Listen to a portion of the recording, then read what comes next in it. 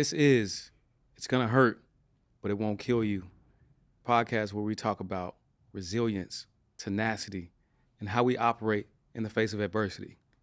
Everybody has a story.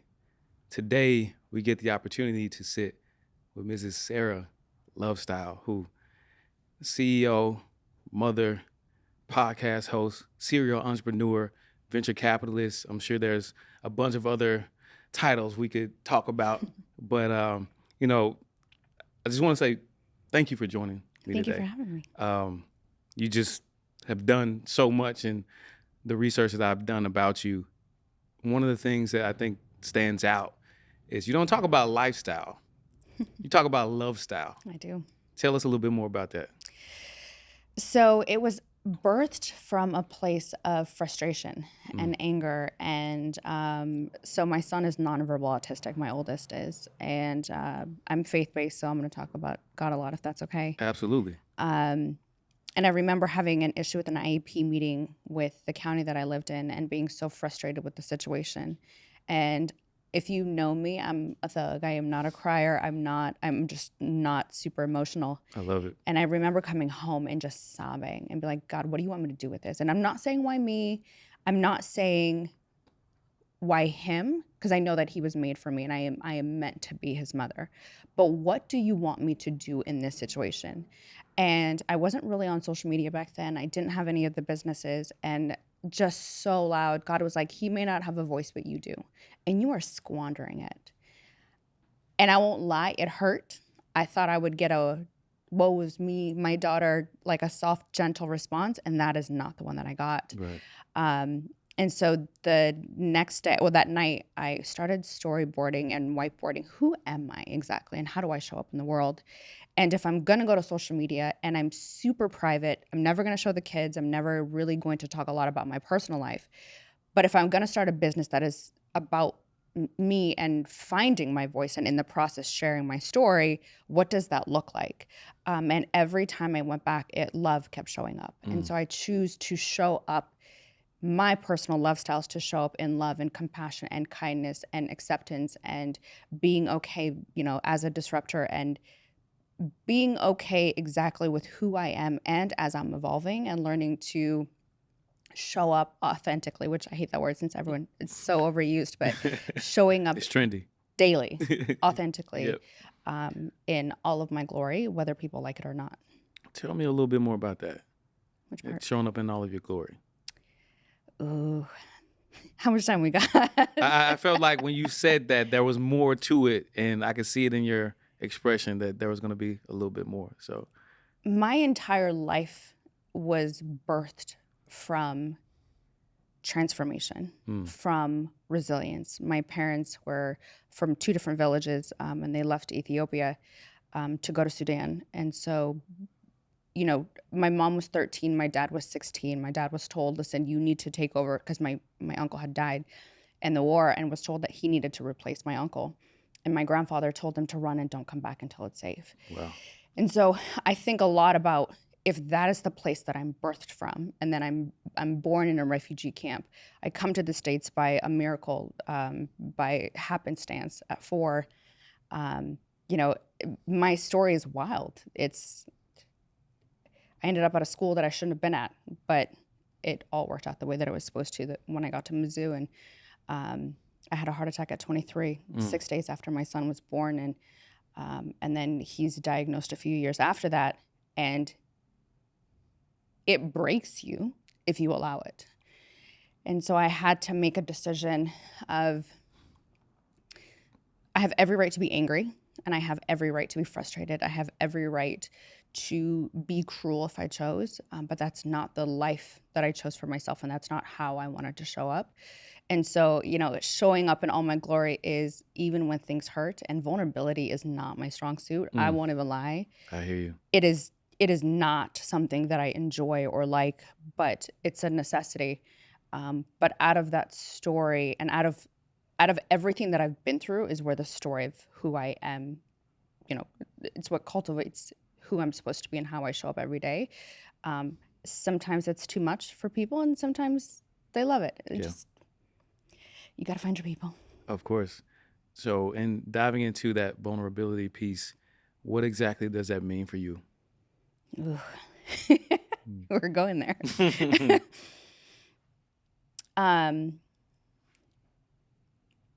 The most painful parts of my life have made me. My son being nonverbal autistic, I didn't talk about it for a long time because I said I was not going to cry. Because you want to shield the parts of you that hurt. Right. And I want to shield the one person that cannot defend themselves. And I know me, I will take you out over my kids. It's one of the reasons why I don't show them. Yeah. And to the parents that do, like, kudos, because I don't know how y'all do it, but I couldn't. And that part of me and that part of my story with Josiah in particular felt so raw that I felt like I couldn't be vulnerable. Yeah. But I will say that when I started talking about him and talking about my story, in the process, I was also able to heal. It needed to be real, and I found other parents, I found other folks who had been through, even if they didn't have children with special needs, but they had stories to tell that for them felt raw and they needed to shield or shelter.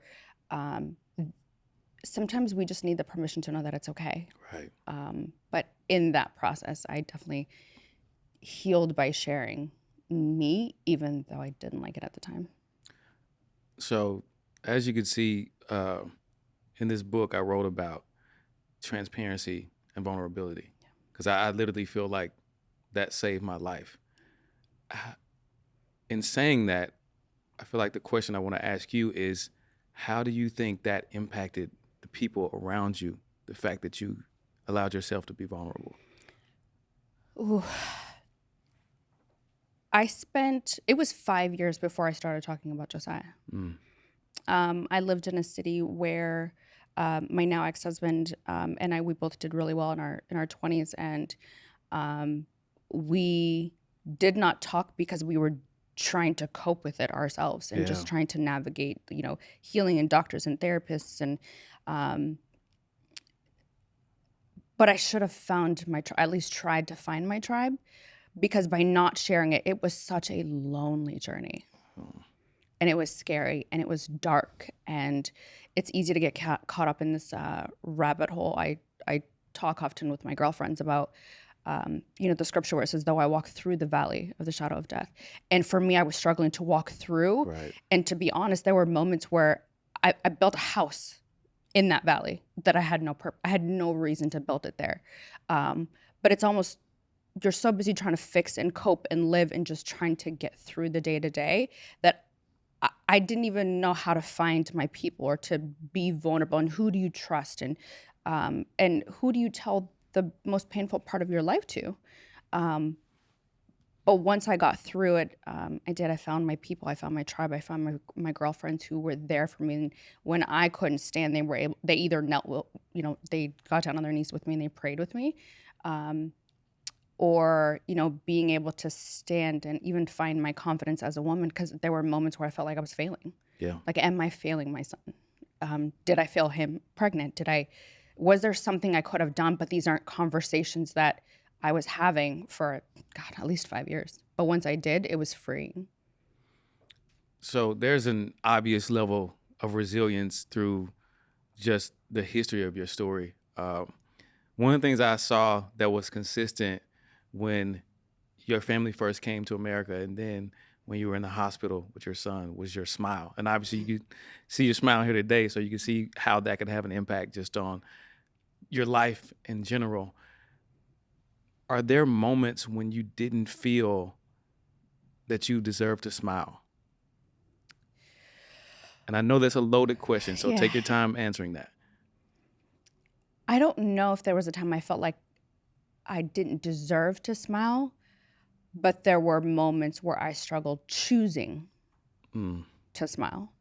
And here's something really wild about me that I don't think I've ever talked about publicly.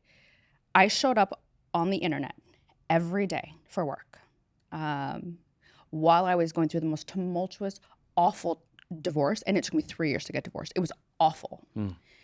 But I smiled every single day, even when I didn't feel like it and when I didn't want to. And it's not to say that that I thought I even deserved it at some moments, but I had to choose my joy. Yeah. And then in full transparency, I will say the one time where I felt like I should not and could not and did not deserve to was after my best friend passed last year. And when Kayla died, I struggled for a solid 4 months where I felt like I shouldn't be able to smile. I shouldn't be able to laugh. I shouldn't be able to enjoy life because she's not here.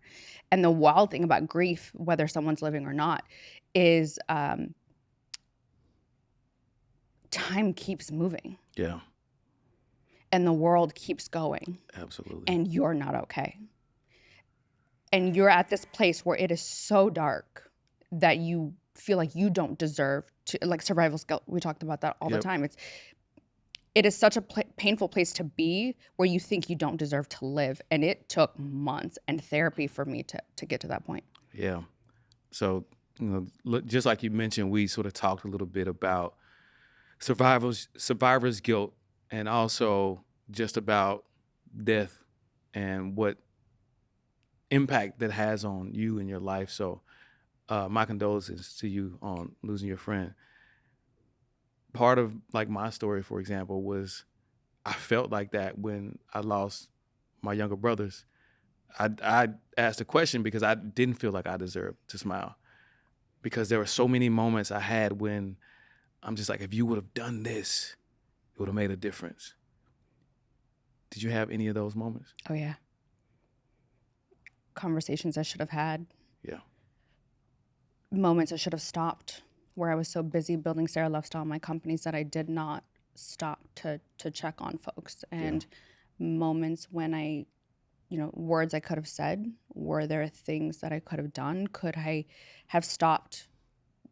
But we get so caught up, at least for me, I was so caught up in what I was dealing with. And because I wasn't talking to anybody about the situation with my divorce, I wasn't talking about what was going on with Josiah. I wasn't talking about, I also have a younger son. The boys are only 17 months apart.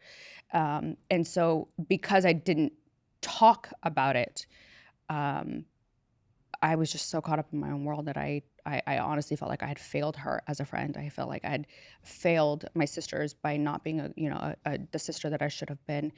Sometimes feeling like I failed as a daughter because I wasn't doing the things that I should have, could have been doing. There could have been more. But it's the unfortunate part about life is loss and grief. And when situations happen, you're forced to kind of reevaluate and really become, and hopefully choose to become self-aware and to do the inner work. Because if you don't, it can be detrimental. Yeah. Obviously, faith for you is a huge thing. It is. What are some of the things you do, whether it's connected to your faith or just in life in general, that allow you to navigate the world day by day? I won't lie, and we were talking about this before we started. It is prayer, it's meditation. That is my daily practice. And it's not from a place of like, because it's cute. It's hard. Like, it is hard to sit still with your thoughts for 5 minutes, for 10 minutes, for 15 minutes. One, because we're distracted about what I could be doing, should be doing. And I'm one of those people where I feel like time and efficiency is everything. And so because I'm consistently moving, it's hard to stop my brain. But also I thought it was, oh, I'm just busy, or my brain just doesn't stop. No, it's scary. Yeah. Because you can't lie to yourself when you're sitting still for 5 minutes. You can't lie to yourself for 15 minutes. It gets dark and you're forced to be with your thoughts, and they're not always good. My entire life is built, and my brain is built on positivity and love and kindness. But am I giving those things to myself? Right. And the truth is no. It's not a good feeling, but I have to every single day. And prayer for me it's daily gratitude. And I know we talk about as a society sometimes not like, look forward and where you're going and don't look back. But the reality is I have to sometimes look back because I am so ambitious and I'm so caught up in what I need to do tomorrow that I forget how far I've come. Oh, yeah. I forget. I need to look back for a second to remember the place I was 3 years ago. I won't even lie. I had it happen to me this week, and this is really embarrassing, but I'm going to tell it anyway. I remember this week waking up in my house and having coffee and being like, Lord, I really want this next in my life and I want this accomplishment next. And God was like, sis, I just gave you your dream house 4 months ago post-divorce as a single mom in California. Are you crazy? Mm. And I was like, you know what, Lord, I got you. Okay. I need to sit still. Yeah. And so it's a reminder of, hey, you survived divorce. You survived so many things up until this point of your life. You've survived a heart attack. Okay, let me be still and be grateful for what I have right now. The other thing that I do daily is I listen to a sermon every single day, because the world is crazy. Oh, yeah. And the only way for me to be able to put up with some of these children of God is to listen to a sermon, because I can't sometimes. I just can't. So obviously, as I mentioned earlier, you are CEO, mom, venture capitalist. I read about you have the Houston Hyenas in the metaverse as well. I do. I think that's pretty dope. I was talking about crypto recently. But in doing all of that, where do you find balance? Ooh. One, balance is not real. I thought you'd say that. So I don't. You integrate. I do. Yep. Every part of my life is integrated together. I also think, because I don't show my children, and it's completely fair, is that there's this assumption that they're two very different halves of my life, and they're not. 90% of the time, my children are with me. Yeah.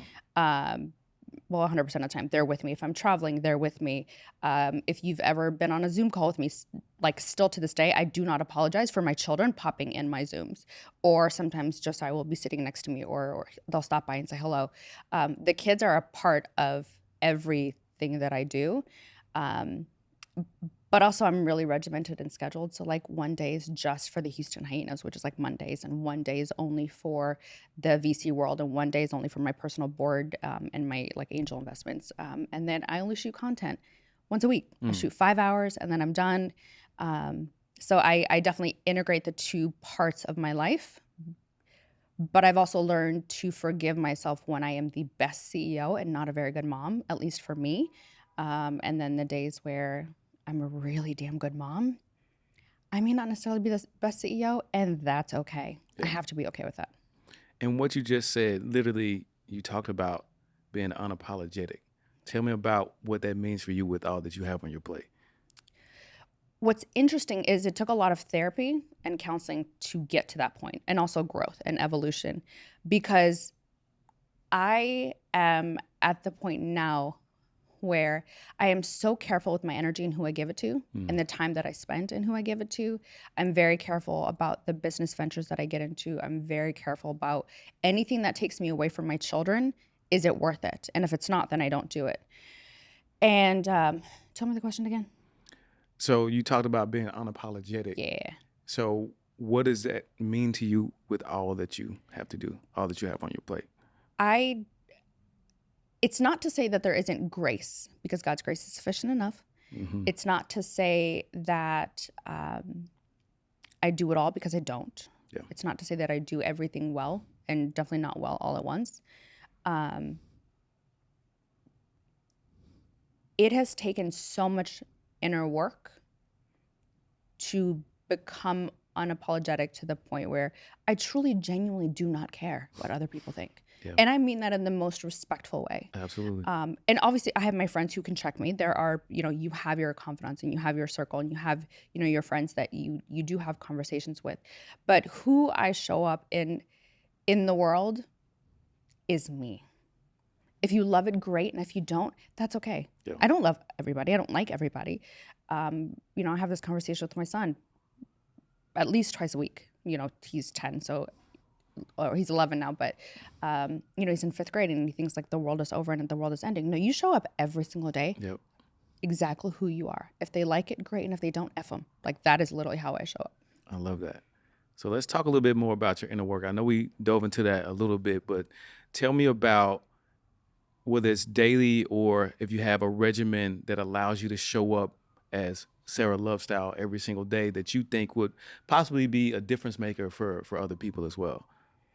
It's kind of like what we talked about earlier. It's gratitude, it's prayer, it's self-control. Yeah. About what I do and what I say. It's being disciplined. It's pivoting quickly. It's failing and failing quickly. The reality is life is going to happen to you whether you like it or not. Absolutely. The question is, what are you going to do with it once it happens to you?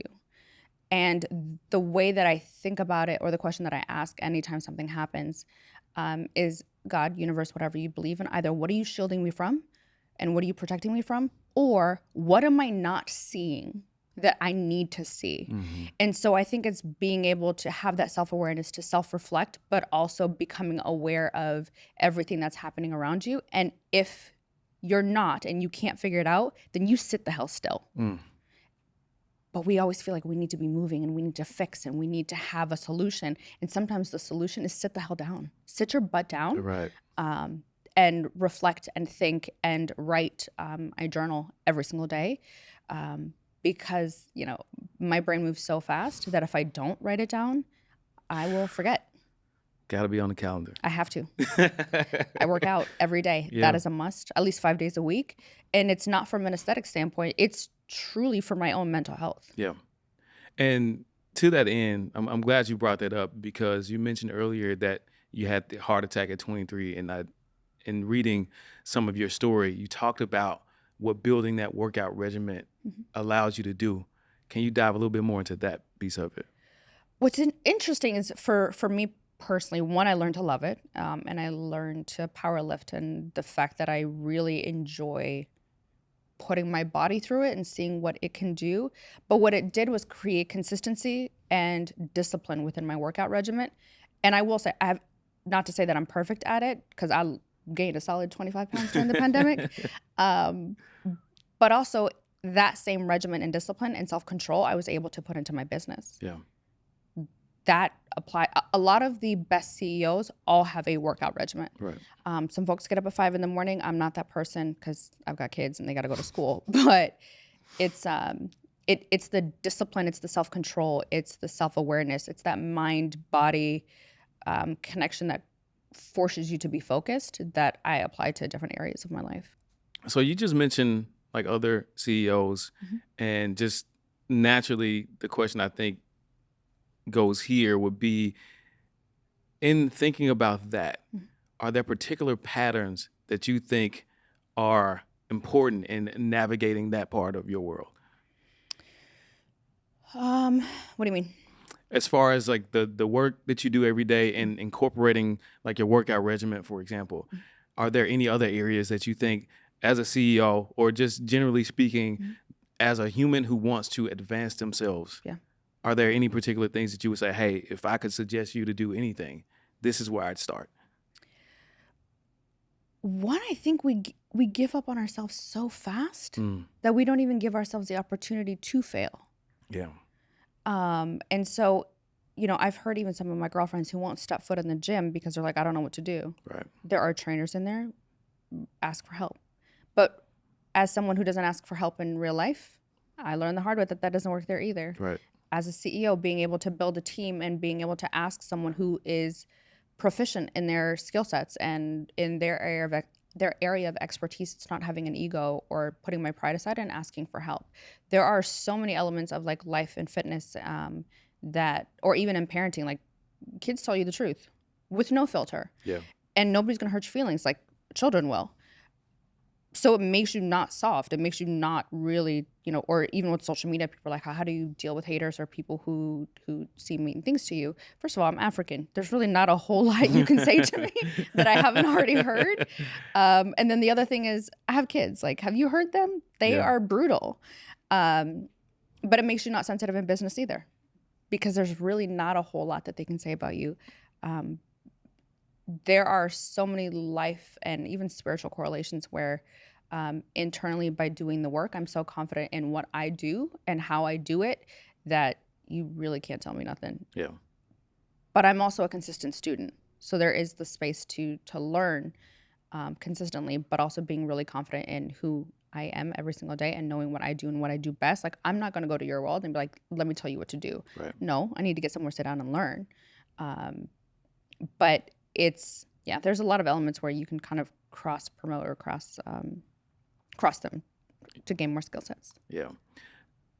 Failure came up a couple of times in saying that, even in answering the last question for you. So talk to me about what it means to allow yourself to fail so you can move forward?